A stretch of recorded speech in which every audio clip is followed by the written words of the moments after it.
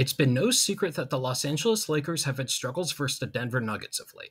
While the Lakers could keep games close with them, the Nuggets' late game execution has been overwhelming. Though looking at the numbers, I noticed there are some specific actions where the Nuggets have completely overpowered the Lakers, both in the regular season and so far this postseason. I'm going to take a deeper dive to see if this is a lack of adjustments for the Lakers, a result of personnel, or potentially a mix of both. Against Denver, the Lakers in particular have struggled defending roll men out of pick and roll and cutters. The Nuggets don't resort to scoring with roll men often, but this regular season were efficient doing so. On the other hand, only two teams tried more shots off cuts, and the Nuggets were above league average in terms of efficiency. This is where the Lakers' struggles get interesting. In the regular season, they were a top 4 defense defending cuts on a per possession basis. However, the Nuggets have crushed them on cuts both in the regular season and postseason, averaging over 1.5 points per possession when incorporating them. Let's take a look at a few examples. This one is from the first game of the regular season.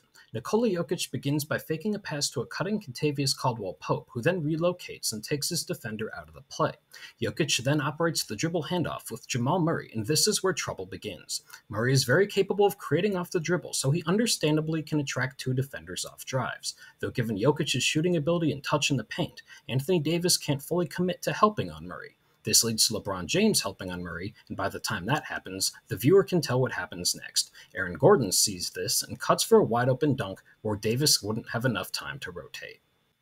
Now let's look at one from Game 3 of this current playoff series. Like the sequence 6 months ago, this starts with a Jokic handoff to Murray, though the Lakers have Rui Hachimura roaming around the free throw line where he helps off Murray's initial dribble. However, this leads to a Murray pass to an open Michael Porter Jr. behind the arc, which is far from ideal. Hachimura scrambles to get back, but Porter attacks the closeout. As a result, 2 Lakers defenders are now rotating to help on Porter. You see what this leads to? A now open Aaron Gordon, who puts himself in position for a clear runway to the rim. While Anthony Davis does catch this and rotates to contest, Gordon was able to convert on an acrobatic finish. While the Lakers were around league average defending roll men this year, the Nuggets between the regular season and this series have averaged nearly 1.5 points per possession on the action against them. Here's one example from the regular season of how the threat of the Nuggets cutting can help them in this regard. This possession from a game last month starts as your basic high pick and roll, though Hachimura is on Jokic. Jokic makes a hard roll, though Hachimura initially sticks with Murray off the dribble. Though Hachimura rotates, this leads to trouble given Jokic's all-around skill set. With D'Angelo Russell rotating, Jokic could kick it out to the perimeter for what would likely be an open 3. Though do you notice who isn't able to help? Anthony Davis, who is in position to prevent Aaron Gordon from cutting to the basket. Jokic easily gets his shot off over a smaller defender, and the result is 2 points. The other factor you have to worry about defending the Nuggets' roll men is when they operate out of pick and pop. In this possession, Murray's initial screen was set by Kentavious Caldwell-Pope, though the Lakers opt to blitz Murray with both his and the screener's defender going to play on the ball. Though Murray quickly realizes this by throwing it back to Caldwell-Pope.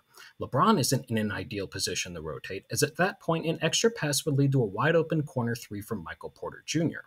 On top of that, Hachimura, who was initially defending Jokic, doesn't exactly sprint over to help. The result is a wide-open 3 off the catch that leads to points. So is this a Lakers facing the Nuggets issue, or speak more to their personnel? It's a mix of both. The Nuggets are a bad matchup personnel-wise, but the Lakers struggled against other teams who had similar offensive strengths. One example of this is seeing how the Lakers fared against the Kings this year. Like Denver, the Kings' offense has a lot of movement while featuring both a center who can pass and a point guard who can break down a defense. They also lost 3 of 4 to the Warriors, who like the Kings spend time using players who could facilitate at center with a point guard that can attack a defense in all forms. Right now, though, the Nuggets as the defending champions are a measuring stick, and should serve as a notice to the Lakers that they need to make some improvements this offseason before truly competing at the highest level.